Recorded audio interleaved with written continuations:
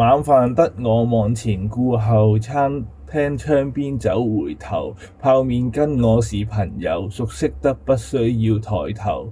不管我流嘴邊的污垢，不知我連番激鬥，沒對手才獨鬥，殺乾種種妖獸。但我也快要成為怪獸，沒風格沒人注視，花不起錢趕潮流。我沒好處沒人約會，躲在蝸居裏漫遊，迫不得已才愛上了自由。不知道如果不說話太久，難道會記不起怎呼救？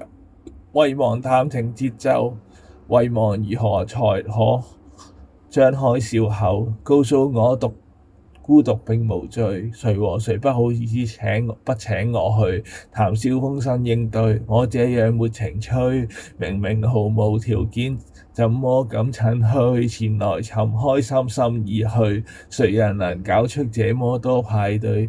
情侶都有一對對，有我有獨特奇趣，應該真心想我去。我未好到被人發現，彷彿隱居軀殼裏，我未差到被人記住，想改花名要問誰？我不好換到連街都不想去，早知道如孤僻中毒太深，尋伴侶我踩慣了地雷，能爬仍爬過去，仍然無人能追，怎麼要追？告訴我孤獨並無罪，誰不好意思不請我去談笑風生應對？我這樣沒情趣，明明毫無條件，怎麼敢趁虛前來尋開心心意去？誰人能搞出這麼多派對？情侶都有一對對，有我獨特奇趣，應該真心想我去。我未相信沒朋友，伸出雙手打到有，我願跟我做朋友，但摸不到我手。